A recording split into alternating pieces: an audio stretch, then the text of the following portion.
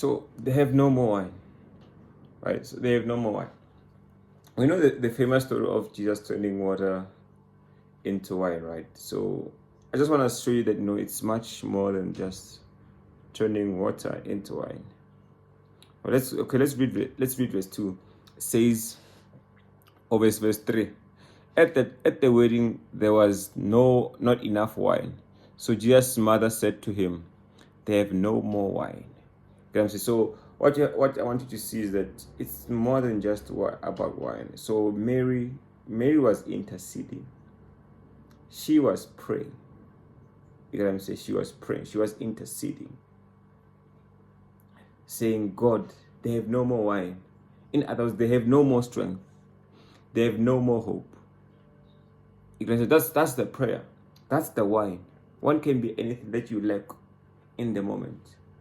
They have ran out. You used to be happy, but now you're not. You used to have strength, now you're not. Even finances, you used to have money, now you don't. You know what I'm saying? So Mary prayed like, they have no more wine.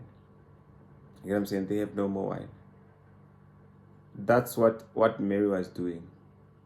She was saying, God, the Christians, in this walk of faith, they have no more wine. They have no more strength. They are weary, God. You know what I'm saying? They are weary, God. And when Jesus said, let's read verse 4. And Jesus answered, dear women, why are you telling me this?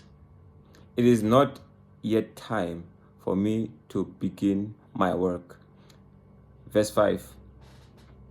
His mother said to the servants, do whatever he tells you. Right, so the servants now, they had to wait for Jesus. You know what I'm saying? So this you see that verse, those who wait upon the Lord, he shall renew their strength. He shall renew their strength. This is the verse coming to life. So now they were waiting on God.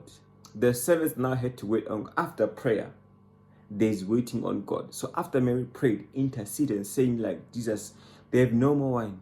They have no more strength. They have no more joy. You know what I'm saying? The next thing is to do what? You wait. The servants had to wait. See, like, wait. See, like, do whatever he tells you. So they were waiting for instructions. Those who wait for instructions, God will renew their strength. You know what I'm saying? So they have no more wine. They have no more strength. You know what I'm saying?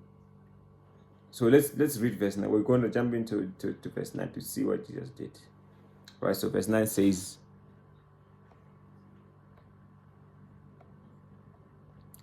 so let me see, where is verse 9? Is it even verse 9?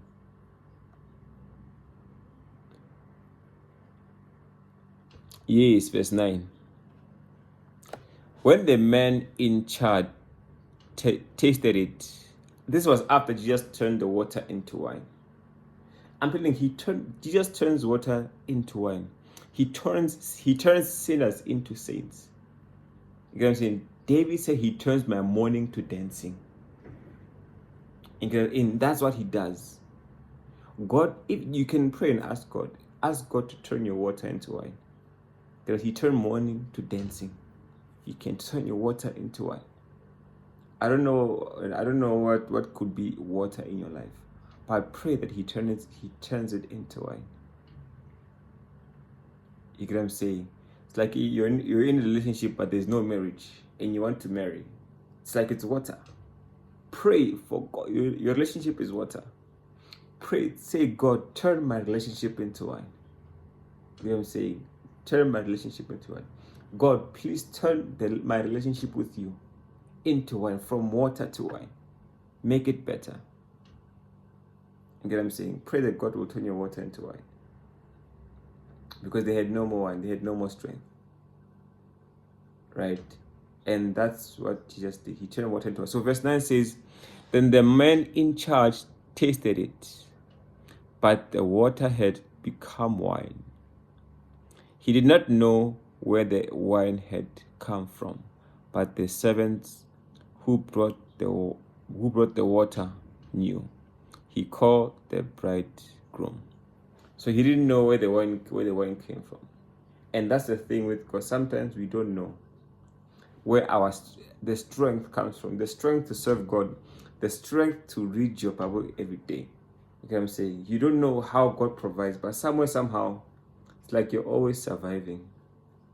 You know what I'm saying? You always have, you never lack. Even if you lack, somewhere, somehow, you have.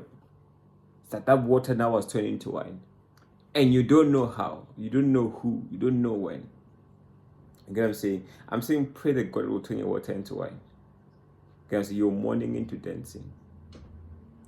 Okay, so Mary prayed and he said, God, there's no more wine. And the servant said to wait. After waiting, the water was turned into wine. You get what I'm saying? So I'm saying also pray for your friends, also pray for your family, also pray for everyone.